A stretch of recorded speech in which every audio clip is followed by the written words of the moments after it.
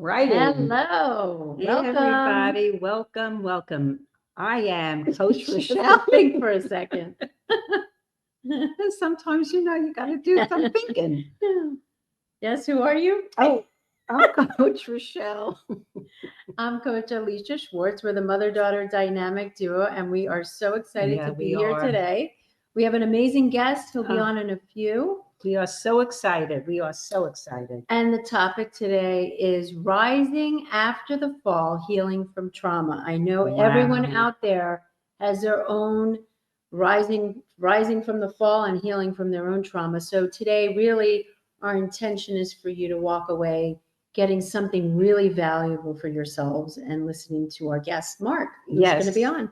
And it's all our stories that people can relate to. I think that's very important. You're not alone on this. Yeah, so we'll be right back.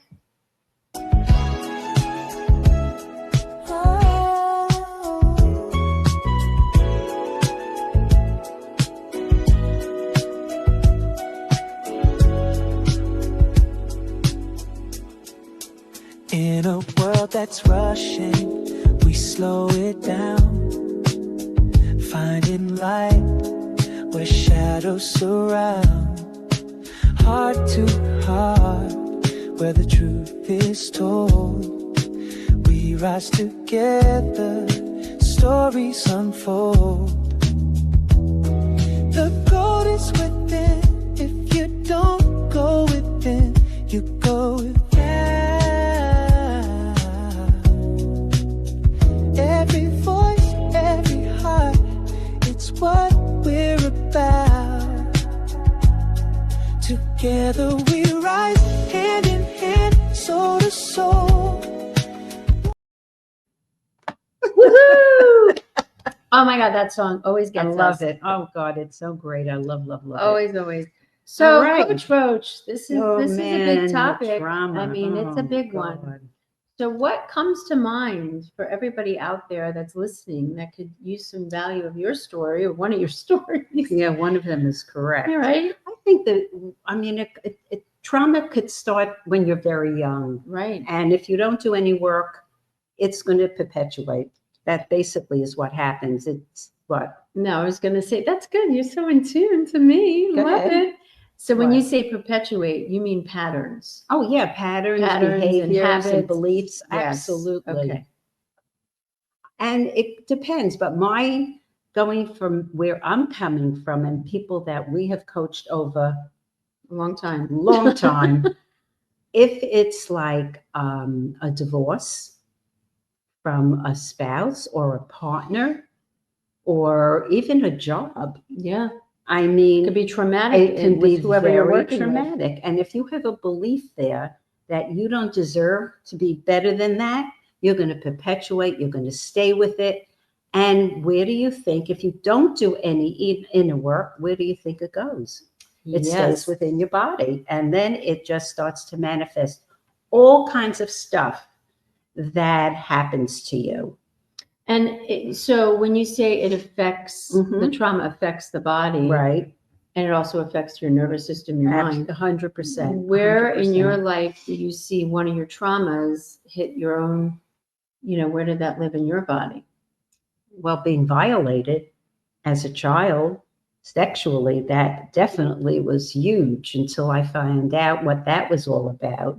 But it was because of the work we do, shadow work. And when you go within and you see the child within yourself and see what happens, it makes so much sense why you're holding on and why it's in your body.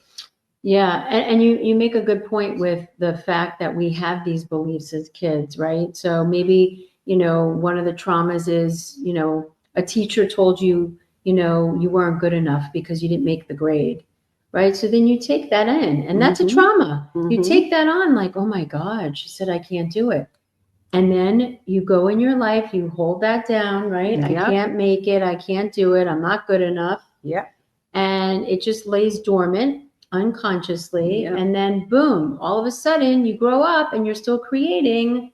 Yep, you're right. Not good enough. Yep. And it does affect, for me, I think the first thing was my heart. It really affected my heart. And then I started working with somebody where I did a lot of deep work.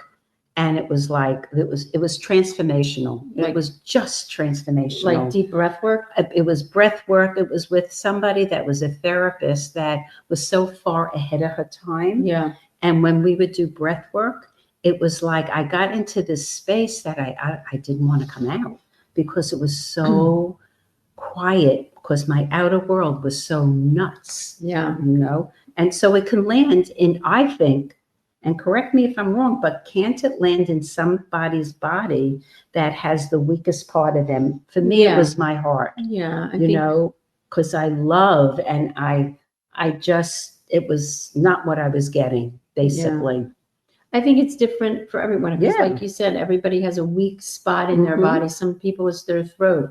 Some people Yes. it's their, their lower back. Yep. Other people it's their stomach, their gut. Yep. They can't take it. They can't take the emotion, so Mhm. they regurgitate it. So they can't really take in and Right. process the emotion. So that's where the reflux comes in. Right. And the digestive issues, there's traumas. Yeah.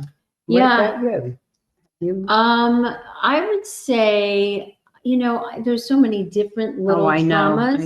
I know. But I think, I go back to, I met this man back, oh God, when I was in my 20s, early 20s. And, I think, oh my God, this was such a great story because I still go back to it because it was a great story.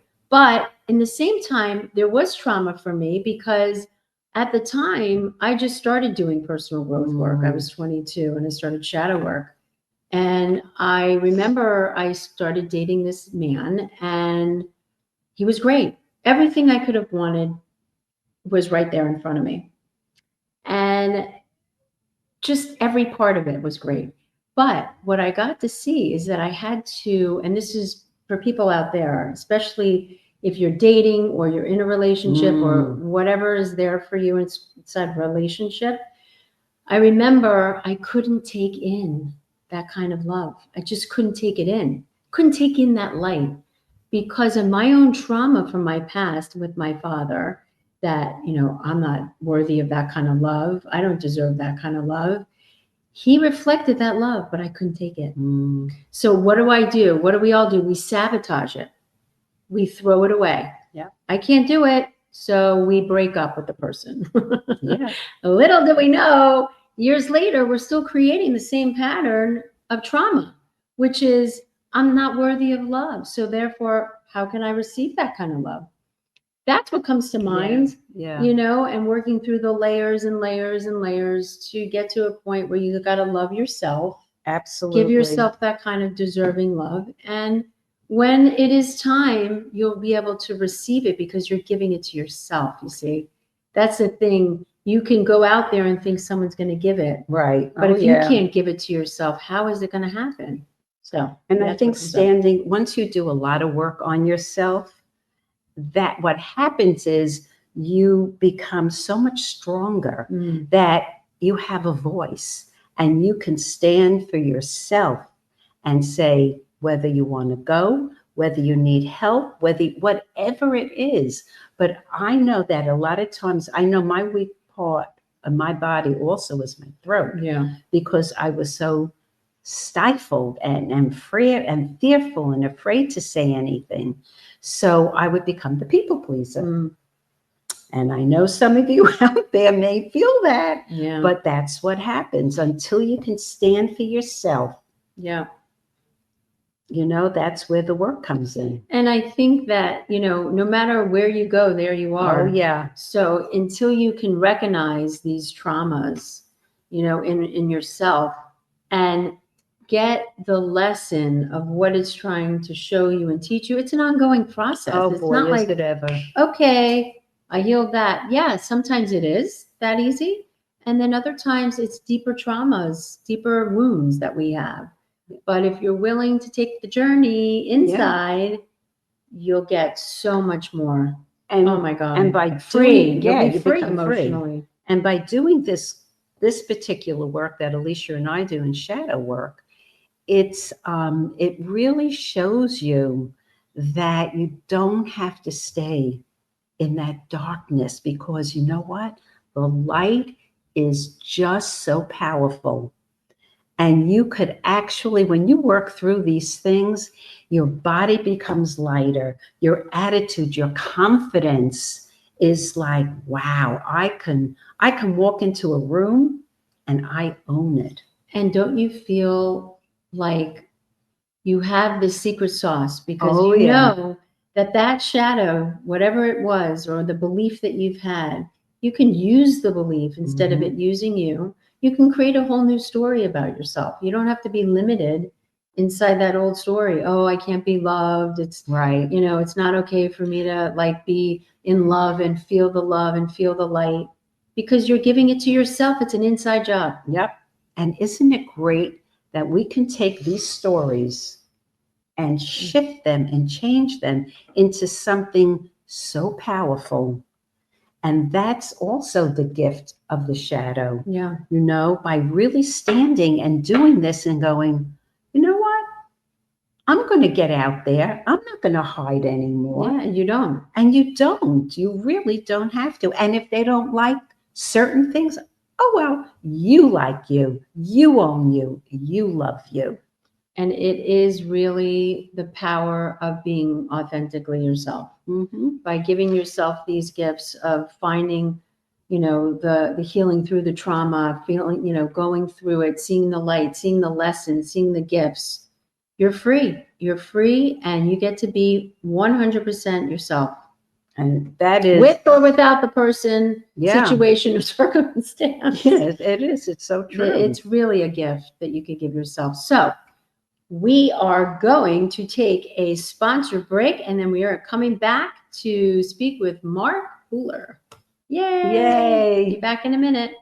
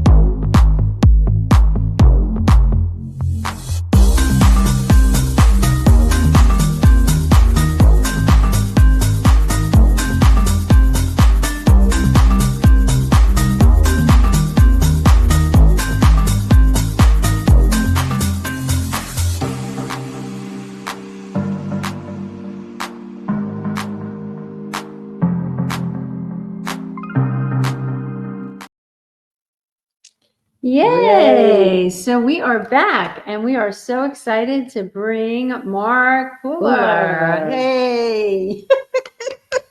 Hey, Mark. Hey, how are you? Thank you so much for inviting me onto your show, Alisha and Rochelle. I'm really excited to be here with you. We're excited to have you. I'm doing really well, thank you. Yes. Good. Go ahead, Mom. What are you gonna No, say? I was going to say, tell everybody about who you are. This beautiful man sitting in front of us with a smile that is just delicious when he smiles. Tell us a little bit about you. So I'm Mark Stephen Pooler, the global profile builder. I support entrepreneurs with digital media, digital marketing. I have a PR agency, a great web television show just like this one. And yes, I'm really passionate about helping people get seen, noticed and heard with worldwide digital media. But I know that's not why we're here to talk about today. No, we aren't, but we're so glad people know what you Yeah. do and who you are and what you're about. So tell us a little bit about, rising after the fall of and healing from your own trauma. Give us a little bit of a story about what that looks like. Okay. So I think it's probably best I go back to childhood. So I come from a family where my mum and dad was always arguing. I got very heavily bullied when I was a child, even at primary school, for the way I looked, and also about my sexuality, believe it or not, before I even knew it myself. So even from like the age of 5, people would call me gay, puff. So that was really, really hard on self-esteem, self-confidence. And it followed through all through secondary school. So I was left with really low self-esteem and low self-confidence. And when I left school, I started drug taking at the age of 15. I left school early. So I was taking all sorts of drugs, most drugs that you could mention. And I got addicted to crack cocaine and heroin. And at the age of 21, I actually collapsed and died from drug use. So I woke up in hospital with my chest all shaven, where shot pads had been used on me to bring me back to life. So I was living a really bad life that wasn't going anywhere. I was always a worker in hair salons. I was a hairstylist. I worked for the biggest names in celebrity hairdressers all across the UK.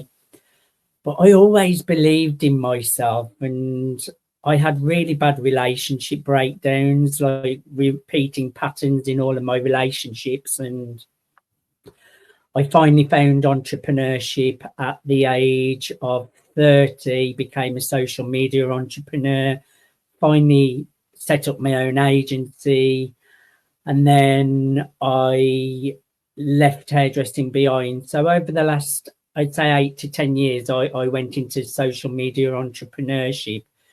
But I think it's probably the last 4 years I properly went on the healing journey, due to all of the years of, I won't say that word, all the years of the past bubbling up and finally hitting me in my face, that I had to face, like you mentioned, all the trauma, all of my dark sides, ego. Yes, so we can go into that more as well. Yeah, so tell us a little bit about what was besides, I mean, your story is so rich in so many ways of kind of being the drug addict, not knowing your own sexuality at the time, and just getting into the wrong direction, so to speak, and coming from a family that was always fighting. How did, and you mentioned it set you up in your relationships moving forward, but what was the big, because I know we talked further about a relationship you were in, that you were moving through stuff. So is that something you want to share about?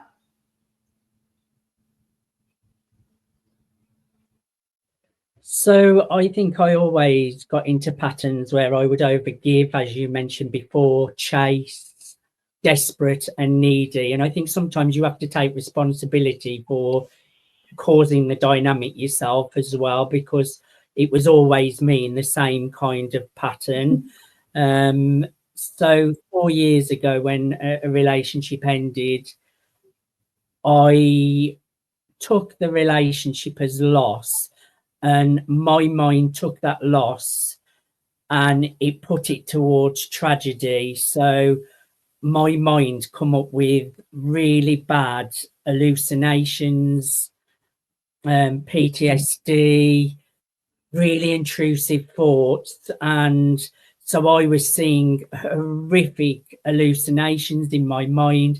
And because at the time I didn't have the tools and know how to cope with all of this, I was believing all of the thoughts. So the fear took over my mind, and I ended up in a really bad state of being, where I was believing thoughts, fear took over me.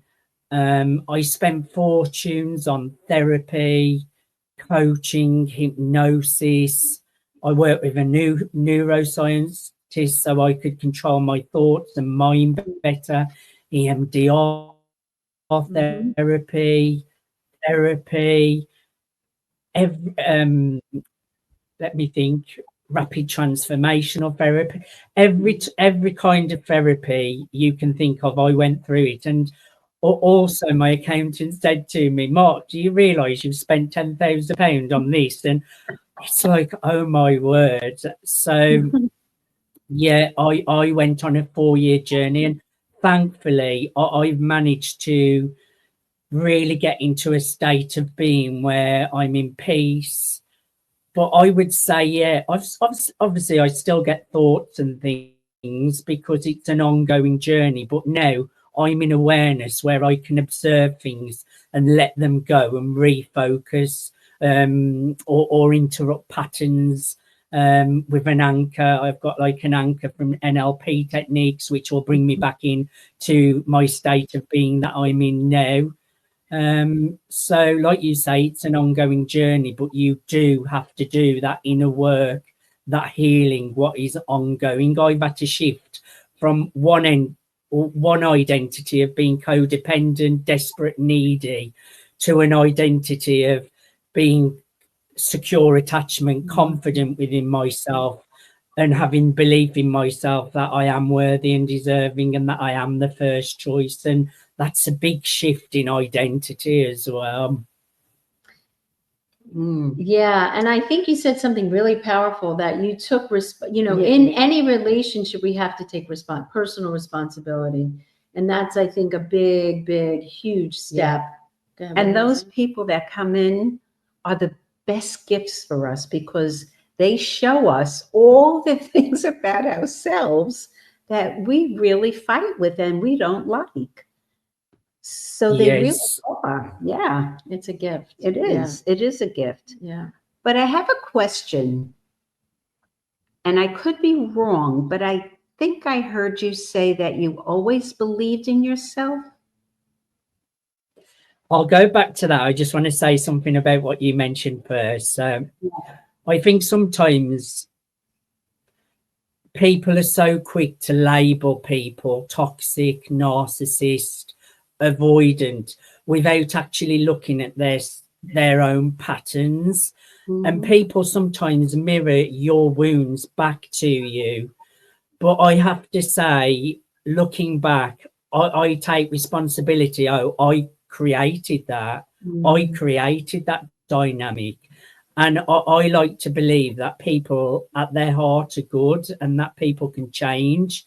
I know I've changed, and I think everyone has all of the traits. And I think sometimes we pick out traits in people from the way we're showing up.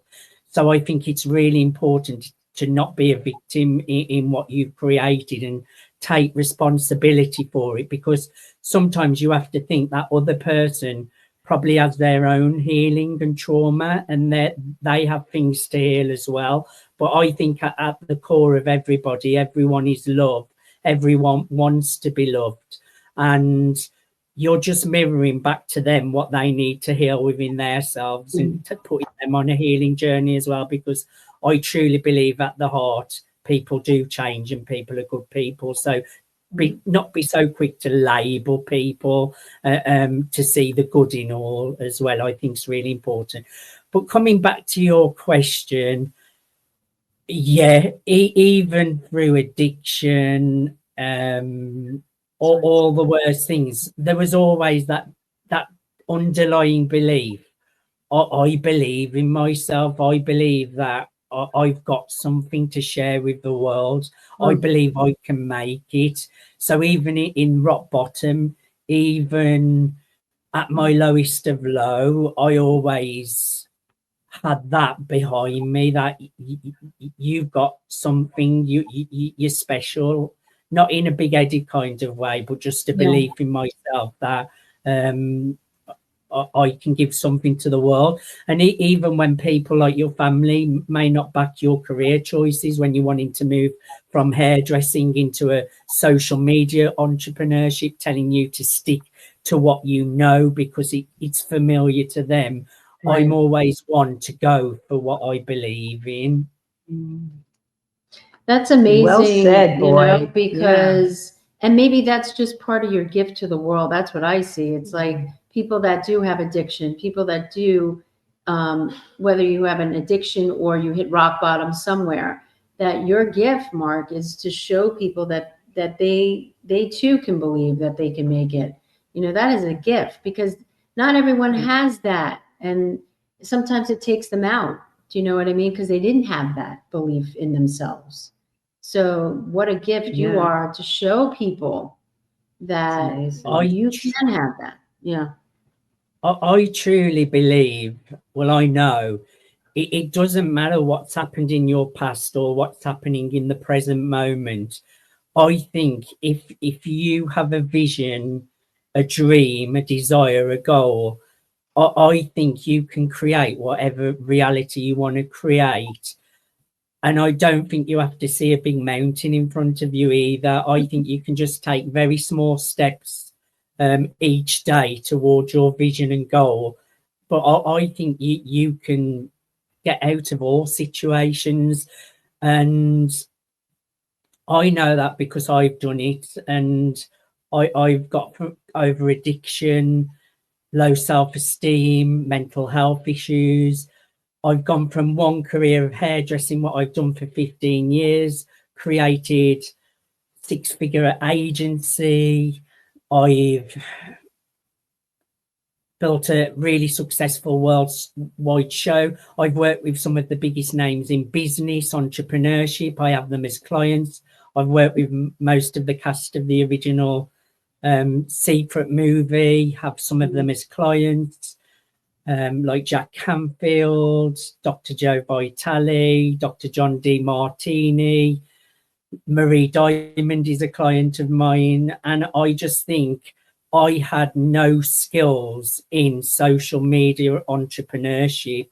I had no skills in public speaking, television presenting, none of it. But I just put myself out there and just go for it and learn along the way. So I truly think if I can do it, anyone can do it, because on paper, people probably wouldn't have thought I would have succeeded.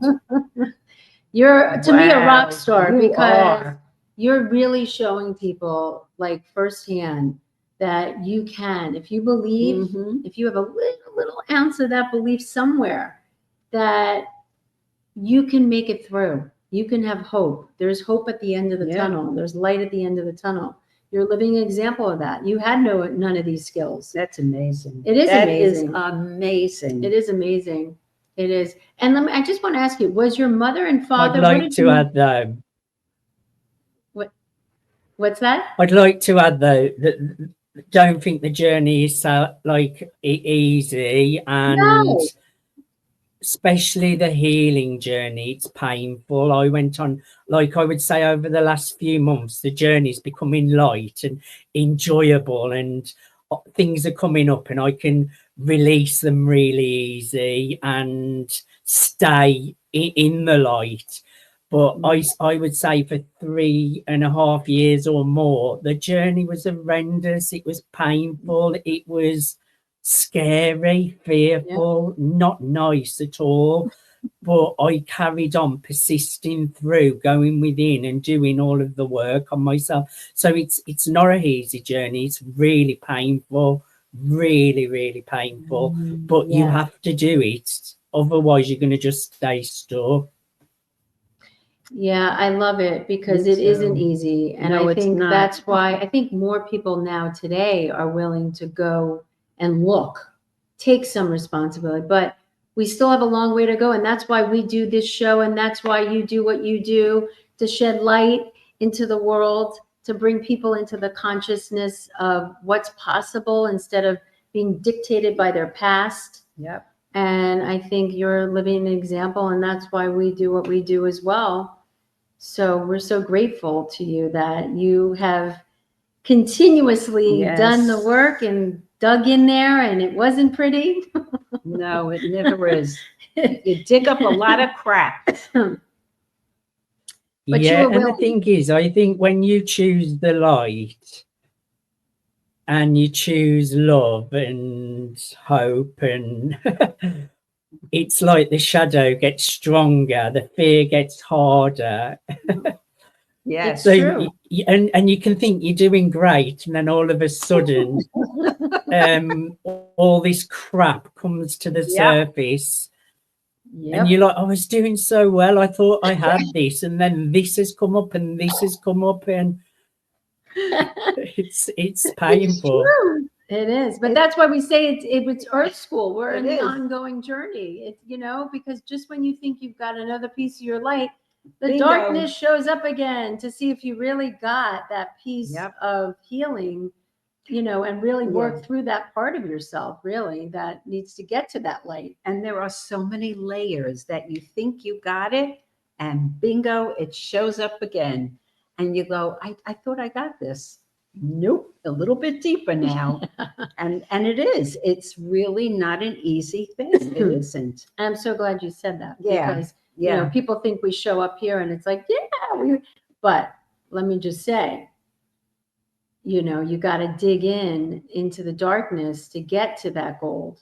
You can't just get to the gold without going there. I'm sorry. I've never met a person that I know that just showed up and woo. And maybe there are. I don't know. I haven't met them. Me either. But everyone has a trauma story. Everyone's got some trauma in their life. And I think you're a living example that you can do the work internally. You can go through the pain and show up into the light of who you are. And that's why we're here as well. So we are internally grateful, Mark, that you're we on the are. planet. Thank you for having me. Oh my Let's God. do this. We could talk forever. I am sure. I Yeah. am sure of that. What were you going to say? No, I was going to say, what would be, besides the therapy, what do you do on a daily basis to keep yourself elevated or happy or whatever it is? So as soon as I wake up, the first thing I do when I open my eyes, because I'm still in a drowsy state, I put my headphones on and I've got a therapeutic hypnosis. It's all done in my own voice. I like putting my own voice into my mind. So I read the script how I want to read it. But it's basically a therapeutic script and it's who I am now. So it also helps me to dissolve any old thought patterns, and then it shows me who I am now, my new identity. In I am awareness, it's very I am based in I am awareness, and I am loved, chosen, wanted, I'm a priority. All about abundance, wealth, happiness. It's like a full all-round self-concept. It's 25 minutes. So I listen to that as soon as I wake up. I do heart coherence. So I do 5 minutes of heart coherence breathing for regulation. I do an eyes open meditation to keep me in being and awareness. So my morning routine is about 45 minutes because I need that, because it keeps my mindset really good. And then I get up, have some breakfast, have a coffee, have some nice time with my dog. Then I spend a couple of hours on my business, contacting any calls. But then I either have a walk or drive down to my local pond, and then I feed the birds. So ducks, swans, Canadian geese, sit in nature and just be really present. Then at around 3 p.m, I do heart coherence again for 5 minutes, keeping myself regulated. And then I just stay in awareness and do some I am affirmations. And then 6 p.m. again, I do a little another check-in. I do heart coherence again. I am affirmations. Obviously, I eat, I sit, chill. I don't watch anything like television or news. I like to just stay present in awareness. And then at night, again, I do either like, I always do my heart coherence or either some affirmations, or every other night I might do another little hypnosis script. And then I put my earplugs in and go to sleep. Wow. That's unbelievable. You do amazing. What an Oh inspiration. my God, you are. I got to go and do Yeah. some more stuff myself listening to you. It's awesome. Awesome. Are we going to go to? Yeah. So hold that thought. We're going to come back with Mark just to give some more tips And thank you, Mark, for giving us those amazing, what your routine is. It's awesome. So we'll be right back in a few seconds. Raise your hand if you've ever been busy. Raise your hand if you've ever got tired and feel like you just need a couple days off. Most people would have both hands up right now. That's our world, fast-paced and income-driven. That's why we get caught up in our own lives so often, and that's why it's understandable when most people don't focus on worries that aren't their own. So what makes someone become a humanitarian? Someone whose whole life focuses on the welfare of other humans. When you go back and you see kids that were living on the streets, kids had no structure, they had no routine, people who had nothing, they didn't have meals. When you see that all of a sudden they're waking up, they have structure, they have something to do, they have a meal in their belly, their life changes completely. They, like I said, their self-esteem changes, their self-worth, their ability to know who they are in the world and what they have the potential of becoming, you know, to give that hope, to give that dream, and then to watch people actually use that to do good for themselves and others it's amazing. It becomes an addiction. And with Serena's help, we'll find the meaning of life to a humanitarian. Wow. Well, We're back. So Mark just gave us what he does as a tip to keep him in clear consciousness, I would say, and fully present to, you know, himself in his day, which we really appreciate you sharing. What other tip do you think would be a good tip that you do? I mean, besides what Mark was saying? I mean, I do a lot, nothing compared to what you do. So now I'm thinking, okay, what else can I do? And you know what helps me a lot is the alternate handwriting. What's the name of it? Alternative. No, it's alternative writing. It's alternative writing. That's powerful. Oh my God, Mark, it is so powerful. So basically, go ahead. No, go ahead. You can. No so problem. you write with your left hand, okay? You reparent. So with your left hand, you're writing all the things that you need to get out. Let's say you have a situation with this relationship and you just keep repeating the pattern. You're like, I can't stand you. Da, da, da. You just get it all Let it go with your left hand. The alternate. Get it all out. Cry, whatever you have to do. Then take your right hand, your dominant hand that you usually write with, whether you're right, left, whichever, take your other hand, and then reparent yourself with your right hand. Oh, Alisha, I now know you can do it. You're in the right space and time. I'm so proud of you. You're doing great. So it shifts the neurological pathways to help you release the trauma and then reparent it at the same time. Powerful. Yep, it's so powerful. I'm going to do it after I get off. And what does the left-hand side look like? Can you actually read it? Because I don't think you'd read it. No, it doesn't even matter. You can't read it. You can't read. You look like a chicken scratch. It looks like a little child scribbling, but it doesn't matter. Yeah, it lets you get to that side of your brain when you were young to let it out because you don't know what's going to come out. But sometimes when you write with your right hand, you know what you're going to say. Right. It's your dominant hand, so you're going to write with the left. Yeah, the alternate. It is powerful. So powerful. Yeah, so that's what you like to do. Oh, God. I'm going to do it after I get off because I got to go look too now. Yeah, and I would say for me, journaling's always great. I love to journal. I'm a big journaler. And exercise-wise, to get out and in therapy, I love to be in nature. To me, nature is one of my therapies. I bike ride or I'll go and I'll walk. You like tree hugging. We'll go to the park. Just to be in that resonance of nature and God's gift. I don't know. It brings me deeper inside myself. And meditation.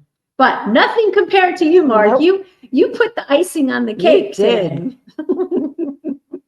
Thank you for your time. You're sharing all of the trauma and how you work through it. And just the amazing gift you are and what you're up to in the world is huge. And we are so blessed to have you today. You have no idea. Yeah, you really don't. We never know. Thank you so much for the opportunity. Oh my God. Bless you. Thank you.